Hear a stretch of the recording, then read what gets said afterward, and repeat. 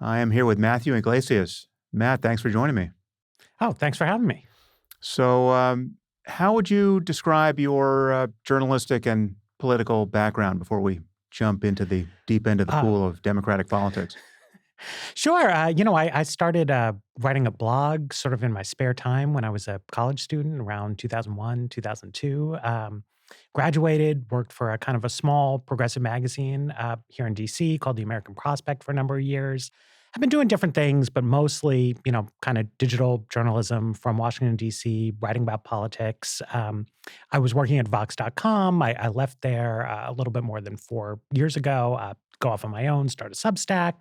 Like a lot of people, I think I felt a little pushed out of the currents in progressive politics that had been churning in the late teens, circa 2020. Been doing my own thing since then. Consider myself liberal, left of center, a Democrat. I voted for Kamala Harris, but with a kind of increasing unease about where things had gone, and sad that Donald Trump won the election. But I also hope this can be an opportunity to kind of set things aright, do some course corrections in left of center politics. Yeah, yeah. So you and I are in a similar spot politically. Perhaps there's some Mhm. daylight between us, which we can explore. But how would you say the Democrats have lost their way if you had to summarize the destroyed fortunes of the Democrats politically in this last cycle? What would you give as the primary reasons? I mean, there, you lose your way in many ways simultaneously. But I mean, I think primarily Democrats have gotten sort of out of touch with kind of mainstream cultural and moral values that people have. I have some of my own criticisms. There are ways in which I myself am a little out of touch with mainstream cultural and moral values. But you really saw a party that has gotten so invested in certain kinds of identity politics and, um, slightly loopy ideas about people and democracy in ways that I think don't really work and have lost or sort of buried the core of what it is that people like about the idea of a political party that cares about, protecting vulnerable people and making sure that we're all taken care of, has gone into this kind of hyper focus on the idea of a kind of a, you know, e- escalator of privilege and oppression in a way that has, distorted the kind of basic epistemological soundness of how progressives think and talk.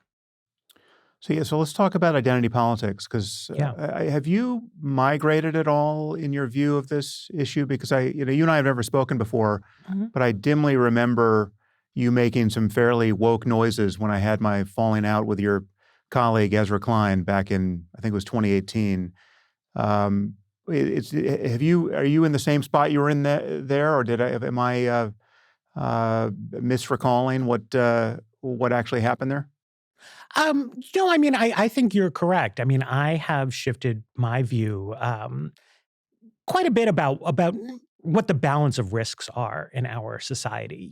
I think that when that went down in 2018, it seemed to me that, all this stuff about political correctness, et cetera, was being really kind of badly overblown. And I think that was wrong, that what we really saw over the next few years is that there was a real challenge among Democrats in kind of articulating basic approaches to crime problems, police brutality, other things that came up over the past, over the next several years. And I was on the wrong side of that, and I think more and more people have been catching up to the fact that we let things get too far. Yeah, so actually, it's in the news now. I mean, I think it's probably still in the news. I just happened to read a Nation article on this topic that I found especially galling. There's this story of the Daniel Penny Jordan Neely incident on the subway car in New York. Penny, as many people remember, was acquitted of murder charges and even manslaughter charges, and he was found not guilty of whatever Alvin Bragg threw at him. Um, and Yet it's still being covered, it seems to me, in left-wing politics and media in ways that seem morally deranged and don't suggest that the Democratic Party is going to learn the lessons or is guaranteed to learn the lessons that I think you and I agree that it should learn, right? So this Nation article kind of lined up the case of Daniel Penny and Luigi Mangione. I don't know if you read this article, but it made them seem essentially as equivalent cases of vigilante justice or pseudo justice that were you got both monstrous acts of violence that are being celebrated by, in one case, the far left, in one case, the far right, and if anything, according to this author of the Nation article, the Penny case, where you had somebody, to my eye, actually just simply trying to defend innocent bystanders from the rampages of a violent lunatic, you had what was optically judged to be the worst or least sympathetic case, which is to say that the writer of this article thought that his readers at the Nation would find Luigi Mangione, the person who murdered more or less randomly selected healthcare CEO, would seem more sympathetic than Daniel Penny, who by the lights of this author, had effectively lynched a homeless black man on a subway car. How do you view that case, and are you as baffled by some of the left-leaning intuitions you've heard about it as I am? Yeah, I mean, the Penny case is interesting because I think this is a little bit of a lagging indicator, of the politics from a previous time when the indictment originally came down. I never looked into this in extreme detail. He was acquitted. It's seemed like it was not that close of a call among the jury in a very liberal city. I think you've got to believe that, there was no case, right? There's no strong case against him. And that, if anything, the racial politics on this probably went in the opposite direction of the one that I've seen some leftist people suggesting. I think an African Yeah. American Marine who stepped up to defend other people on a subway would have been given the benefit of the doubt by left wing people. But instead, a white, seen as conservative one was viewed with incredible suspicion. I think the coverage of that case that I've seen since the verdict in some of the further left sources, some of the Twitter feeds of left wing politicians has been pretty thoughtless and pretty bad. At the same time, if you compare the reaction to what it would have been 4 or 5 years ago, it's Mhm. much more muted. The Nation has always been a far left publication. When I was, very enthusiastically voting for Barack Obama in 2008, 2012, they were saying, "Oh, he's way too moderate. We're much more left wing than that." I don't think it's surprising to see ideas in the Nation that I think are too far left. I don't think it's so surprising that a handful of politicians in New York City are fired up about this. When Penny was first arrested, there were big protests in New York demanding that this happen. When he was acquitted, much more muted response. I mean, I think Mhm. that the country has moved to the right in a number of ways. Donald Trump winning the election, sort of most notable of them, but that we are seeing not an evaporation of kind of out of control left wing or woke ideas, but a recession of them back more to the kind of normal level that it's historically been at. But I did think that this case was a good example of racial politics on the left getting a little bit out of control. It's just not you know, eh, you can't expect people to ride on mass transit if there's going to be, mentally disturbed people acting out and threatening people. I think that's sort of common sense. It's something that transit officials around the country have started to recognize. And it's good if bystanders come in and intervene and try to help people. It's of course tragic if when they do that, somebody ends up being seriously hurt or even killed in this case. But that just goes to show, that we need to think more seriously about how we treat people with severe mental illness. The man who unfortunately died in this case, as I understand it, had been arrested many, many times, had been offered all different kinds of mental health support and treatment. But we've really moved away from being able to coercively treat people who are a danger to themselves and to others, and that's a real problem, I think, in our society. You can't just treat the public space as a kind of open venue for disorder and chaos. Hmm.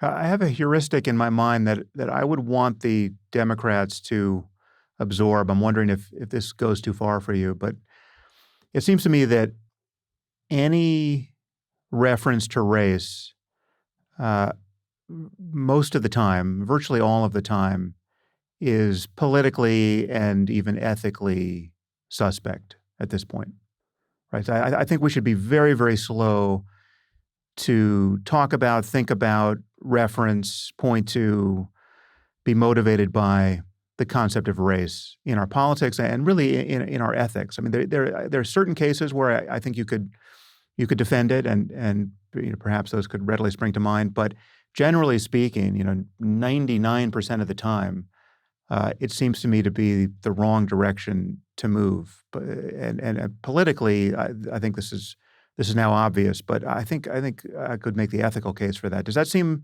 like it's overreaching to you? Well, I mean, it depends what we're talking about, right? I mean, I read a book recently about prison gangs.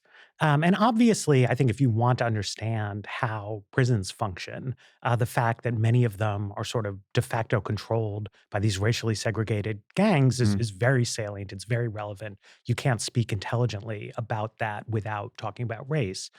At the same time, I mean, I really do think that what we want to do as humanists, as liberals in the sort of broad philosophical sense, is reduce the salience of race in our society, right? Is not injected into contexts where it's ambiguous or debatably relevant. And I think that a trend really emerged around 5 to 10 years ago of doing the opposite, right? Of sort of taking situations and finding opportunities to inject a racial discourse into them. And there was a view that that was going to help us make some kind of progress as a society. And I think that's really wrong. I mean, it's wrong as an electoral politics question, but it's wrong as a question of human psychology and interaction, right? We don't want to be encouraging people to think in terms of racial and ethnic categories.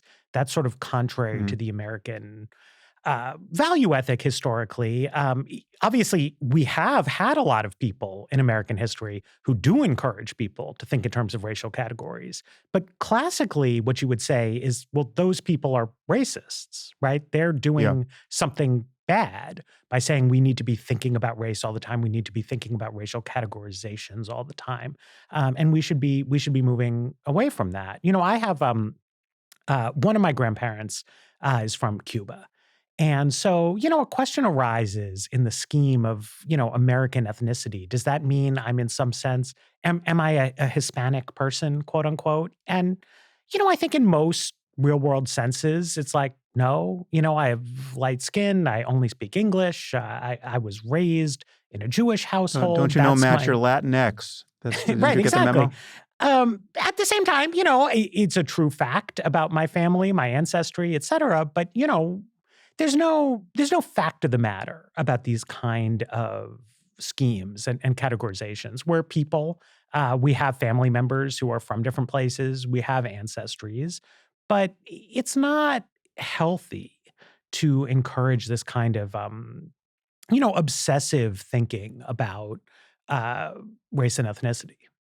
Yeah, well, the painful irony for me, and this is something that I've whinged about, I think for several years at this point, is that the Democrats, up until yesterday, thought about race, spoke about race every bit as much as white supremacists on the right. I mean, that you have to go all the way to the neo Nazis to find people on the right who are as vocal about the salience of race and racial difference, and that just Mhm. seems patently crazy to me. I mean, and it's.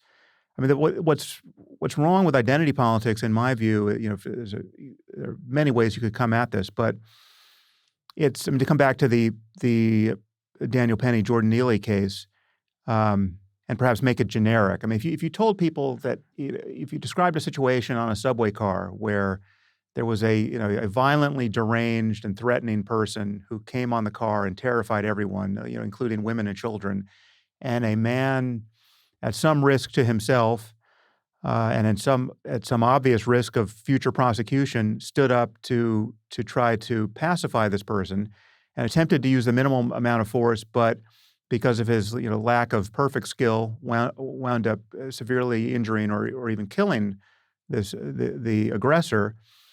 If you describe that situation generically to people, left of center, as you move further left, and you don't actually have to move that far left, I mean, really just a step left of center, I think you meet people reliably who don't know how they feel about that situation, no matter how exhaustively you describe it, and you describe the motives of people involved and the testimony of bystanders, et cetera. They don't know how they feel about it until you tell them the skin colors of the people involved, right? And if you swap the skin colors on the various participants, they feel differently, reliably differently. If you tell them that the victims are Jewish, they feel one way. If you tell them that they're Black, they feel another way. All of these markers of identity are incredibly salient for them morally, and that, to my eye, is the very definition of not actually thinking these things through in moral or ethical terms, right? It's just it's a layer of political delirium that is riding atop of our otherwise serviceable moral toolkit and visibly, palpably damaging it. And so what I think we need in the Democratic Party, to reboot, and we're going to come to your list Mhm. of, I think, 9 principles that you wrote about on your blog, Slow Boring, which seem to have been quite influential. But I think that one place to reboot from is just to call for kind of basic moral sanity and honesty, right? I mean, and if changing skin color in a situation changes your intuitions as reliably as it does for a white supremacist, the onus is on you to make moral sense of that. I think that's right. I mean, I think that what happens in the identity politics space on the left is people have taken I would say a widespread moral failing, right? Which is to judge cases in part based on the identity of the people involved and your kind of group affiliations and turn it into a kind of a virtue. And I don't know, you know, I think there's probably a lot of people whose snap judgments of a situation might be influenced by information about the ethnicity of the people involved. But what's become very unusual on the left in America is for people to say that that's good, right? To Yeah. say like that's true and correct. And in a more abstract policy sense, I think there's been a move to a lot of disparate impact type logic. I mean, a kind of circular argument that I've seen play out in DC where I live, but in a lot of other cities is, um, there's been a move in cities to have cameras, to catch cars who are speeding, right? And then in DC and Chicago and a number of other cities, once these were installed, it's come out, well, they're catching more people speeding in Black neighborhoods. And so that's bad, right? Somehow the cameras are discriminating or something. And you think that through, and it's like, well, by definition, right? We've put cameras in place precisely because cameras aren't subject to these kind of Mhm. biases. If people are speeding more in African American neighborhoods, that could be a disproportionate benefit to the pedestrians living in those neighborhoods, right? I mean, if people are driving unsafely by your house, by your kid's school, that's really bad, right? You have learned something about the world from that. And it doesn't matter, right? I mean, cities should set speed limits appropriately. It shouldn't be too low. The fine shouldn't be too high, whatever it is. But if you have reasonable traffic rules, then you should try to enforce them and get people to drive safely. And this kind of endless inquiry about the identities of people involved or trying to draw inferences or trying to draw obvious conclusions about what's right and what's wrong based on those kind of things. It doesn't make sense. It's not something that you find, if you look at the great reference points that even progressive-minded people look to, say, who were our moral leaders in the past? Who are our political heroes? That's not how they talked. It's not how they acted. These are ideas and habits of thought that have arisen relatively recently, I think, out of a kind of slightly odd academic milieu that I don't totally understand. It's not, I was a philosophy major when I was in college, and read political moral theorists, et cetera. None of the people I was assigned said that you should proceed on that kind of Hmm. basis in You terms didn't of get to thinking that about chapter in situations. Rawls where it said, Right. And right. I mean, uh, I'd say it's not Rawls, it's not Mill, it's not part of the liberal tradition. It's not part of the Marxist tradition even. I don't know 100% what it is, but it's become very, very dominant, and especially became ultra dominant about 5 years ago. And, it's something, I mean, this was part of what I wrote in my piece, but I mean, it's something that Democrats really desperately need to move away from, back to, an ideal of treating people as individuals and judging them based on what they do. We can talk about the history of America, right? In which obviously racial categorizations were a very important part of American history for a long time. That's like a real fact. We don't yep. need to lie to people about that, but it's not something that we should encourage on a forward looking basis. Well, why isn't wealth inequality as a focus Mm. an appropriate surrogate for rectifying the disparities as people that have obviously a historical explanation that people are still worried about? I mean, if it is in fact true, and last I looked, it seemed to be true, although these data are a few years old, that on average, African American families have one-eighth the the amount of familial wealth as Mhm. white families. Um, and that's a disparity which might have several reasons, but the most glaring certainly is the history of racism and racial discrimination and racist policies in America, right? I mean that has a legacy effect that would seem undeniable. But whatever the reasons, it is the current reality. And if you just focused on class, if you focused on disparities in wealth and all of the opportunities that correlate with wealth, educational opportunities, et cetera, health outcomes. Um, if you focus on those things in a way that was race blind, you would obviously disproportionately advantage or appropriately and proportionately advantage, depending on how you thought about it, people of color without ever um, stepping into onto this terrain of politically invidious and morally suspect um, distinctions, which of the sort that we saw during COVID, where you have the Biden administration saying that we're going to privilege black and brown people for the vaccine because that's Mhm. obviously the good thing to do, or we're going to give aid to black, businesses run by black and brown Americans before white Americans, because that's obviously a step Mhm. in the direction of equity.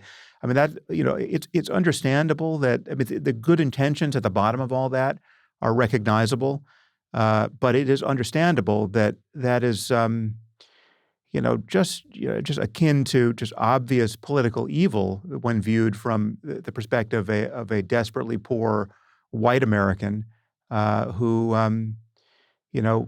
should be just as much within the circle of our social concern as any other poor person. Yeah, I mean, something I like to tell people, remind people of, is when Barack Obama was president, early in his term, he was trying to do a big healthcare bill that, among other things, it expanded Medicaid, it gave extra money to low income people to help take care of their health needs. And Rush Limbaugh, conservative radio host, very influential guy while he was alive, he used to say, "Oh, this Obamacare, this is really a reparations program."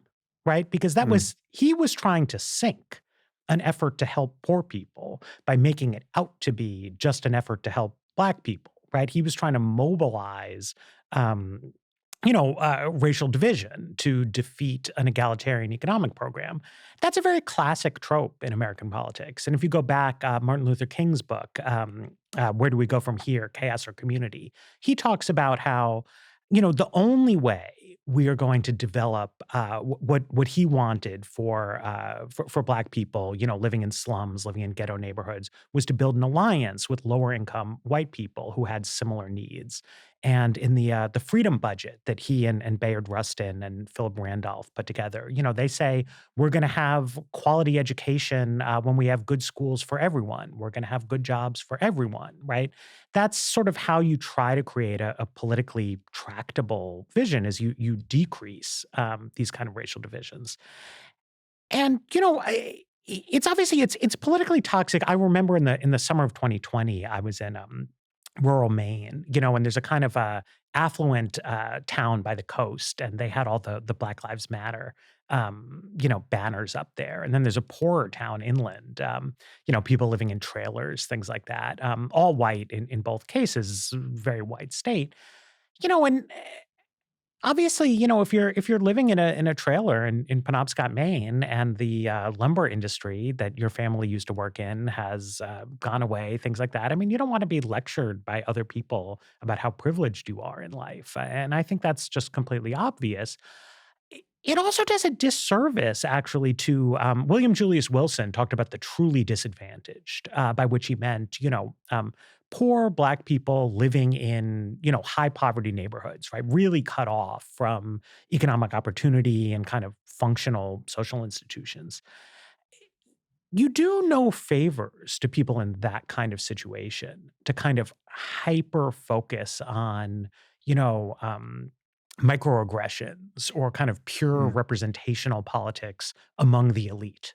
Because, the only people able to take advantage of those kind of opportunities are actually people who have achieved a fair amount of prosperity, right? So if you want to help people who are really suffering, which I think you should, you need to focus on kind of objective indicators of deprivation, whether that's income, wealth, health status, other kinds of things like that. That's common sense politics. That's the way it was done by almost everybody up until the 20 teens, and it's been a dead end. And I think that should be the message of the extent to which all kinds of people swung toward Trump this time around. Well, I want to again. I want to jump into your 9 principles, and this will Mm. take us over some of the ground we've already covered, perhaps. But before we jump into your 9 principles, I'm wondering, what do you think Biden's legacy will be at this point? I mean, I think it's going to be quite meager. His whole pitch was that he was going to sort of save the country from Trump. To go out the way that he did, to be succeeded literally by Trump, means there essentially is no legacy, except that we don't know what's going to become of Trump. Right. I mean, Right. if he turns out to be as threatening to American institutions as I'm certainly concerned he might be, that could leave Biden with a very bleak legacy. If 4 years of Trump goes okay in America, then he'll be a kind of a funny trivia answer, right? Mm. Like Benjamin Harrison, who served between 2 Grover Cleveland terms, and that's because, who even remembers Grover Cleveland, right? So Biden may just not amount to anything when I think, actually had a lot of promise, in 2020. He had some appealing ideas, I think, and I think that the vision of kind of a figure from an older generation who was gonna try to bring Democrats back to stability is why he won the primary, in a very kind of tumultuous time. He was seen by rank and file Democrats as a steady pair of hands who was going to, both beat Trump, but also bring the party back to a set of values that, frankly, Biden had been associated with for most of his career. And then that's not how he governed. And I'm quite taken aback by it, and have been consistently for the past several years. And what do you actually expect of a second Trump term at this point? I mean, it's very hard to say. I mean, everything that you get from Trump is very contrary signals all the time. He campaigns the whole time. He says, we're going to have tariffs on everybody. And then his allies in the business community say, no, don't worry, he's not really going to do that. There was a Wall Street Journal article this morning which said, no, like he is going to do that. There was this kind of, I think, slightly unnerving story about ABC settling a defamation case with Trump that I think, I'm not a lawyer, but most people who are informed about these things say they think ABC could have won that case if they'd taken it to court. Almost certainly would have won. But, they wanted to settle it because the Walt Disney Company didn't want to make Trump angry, didn't want to make him upset. Yeah. He's going to put in an FBI director who says he's going to like purge the institution and find Trump's enemies. So, I mean, who knows? It's if there's anything that I know from 20 something years of covering politics, it's that it is very hard to predict the future. I hope it goes okay. Not all of his ideas are terrible. I think people had some valid reasons to want to vote for him. I think it's unfortunate that Republicans threw up somebody with really a kind of a low character. Nobody has ever said to me about Donald Trump, well, if you really knew him, if you saw Yeah. what he was like behind closed doors, he's so much more thoughtful. He's so much kinder than he comes across as. And you hear that every other president. Maybe it's BS, but like people who worked for George W. Bush, people who worked for Biden, people who lost, Mitt Romney, Hillary Clinton, their closest aides will say, this person is so great. I talk to people who worked for Trump in his first term, and they'll say, no, like this guy's totally nuts. It's exactly what it seems like. And that worries me. Do you think Trumpism and the more generically this trend of right-wing populism in America ends or it gets severely mitigated in the absence of Trump? I mean, is Trump a singular figure that has potentiated this cult of personality that has subsumed the Republican Party? Or do we swing back to a more normal Republican Party after Trump, or not necessarily? There's an element of personalistic politics to Trump that's very unusual and that I think is going to be hard for anybody else to replicate. There's also an idea, though, of a kind of a crude nationalism to Trump that I think has kind of deep roots and that you see in a lot of different countries and a lot of different contexts that I don't like. I don't think it's morally admirable to be saying things like we should have taken the oil, that kind of thing. I don't think that, there's very legitimate criticisms of how immigration policy was handled under Joe Biden. I also don't think that trying to promote, indifference to people because of they were born in another country is like a good thing. This is a form of identity politics that I think, can be quite problematic, but that also is kind of deep in the structure of democratic politics and isn't going to be vanishing. I thought that if Trump had lost, that the spell would kind of break Right. on this, that Republicans would say, you know what, like this guy had some good points, but fundamentally he's a loser. He's dragging us down by being so weird. We have a lot of other people in our party who can talk about border security without being so nutty and without having these kind of authoritarian aspects. Since he won, winners tend to prosper. People are going to try to copy him, whether they can or can't. What do you make of the failure on the part of Democrats and the Biden administration to deal with the immigration problem at the border, which was so obviously